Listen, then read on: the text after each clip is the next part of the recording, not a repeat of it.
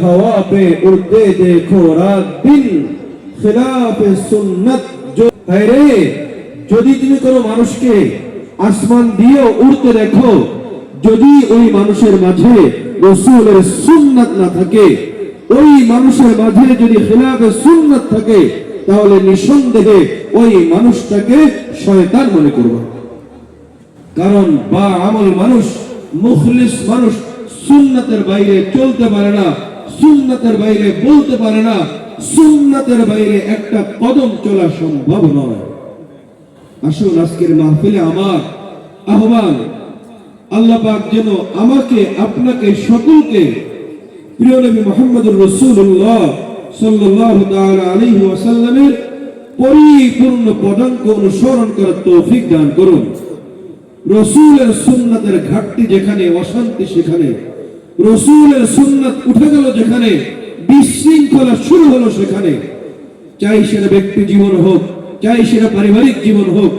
চাই সেটা সামাজিক জীবন হোক চাই সেটা রাষ্ট্রীয় জীবন হোক রাসূলের সুন্নাতের বাইরে আল্লাহর কসম শান্তি নেই শান্তি হতে পারে না শান্তি সফলতা যদি পেতে হয় একমাত্র কেবলমাত্র শুধুমাত্র রাসূলের যে থিওরি রাসূলের যে আদর্শ মহান আদর্শ এই আদর্শকে আমার আপনার বুকে ধারণ করতে হবে কারণ রাসূলের আদর্শ এমন একটি মূল্যবান আদর্শ যে আদর্শ সত্যায়ন করেছে স্বয়ং রব্বুল আলামিন নিজেই বলেছেন লাকাদ কানা লাকুম ফি রাসূলিল্লাহি উসওয়াতুন হাসানাহ রাসূলের জীবন আদর্শ অনেক মতাদর্শ অনেক সংস্কৃতি আমি বললাম ভালো আপনি বললেন ভালো না কেউ বলল ভালো কেউ বলল ভালো না এটা কোনো সমাধানের পথ নয় সর্বকালের সর্বশ্রেষ্ঠ মহামানব আকায়ে নামদার তাজদারে মদিনা জনাবে মুহাম্মদুর রাসূলুল্লাহ সাল্লাল্লাহু তাআলা আলাইহি ওয়াসাল্লামের প্রত্যেকটা কদম প্রত্যেকটা আদর্শকে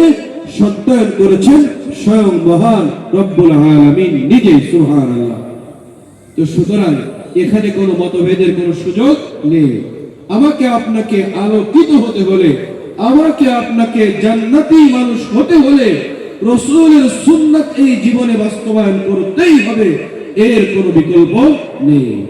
আমি আলেম হতে পারি আমি হাফেজ হতে পারি আমি মুহাদ্দিস হতে পারি আমি মুফতি হতে পারি ওই মুফতির কোনো দাম নাই যেই মুফতির মাঝে রাসূলের সুন্নাতের আমল নাই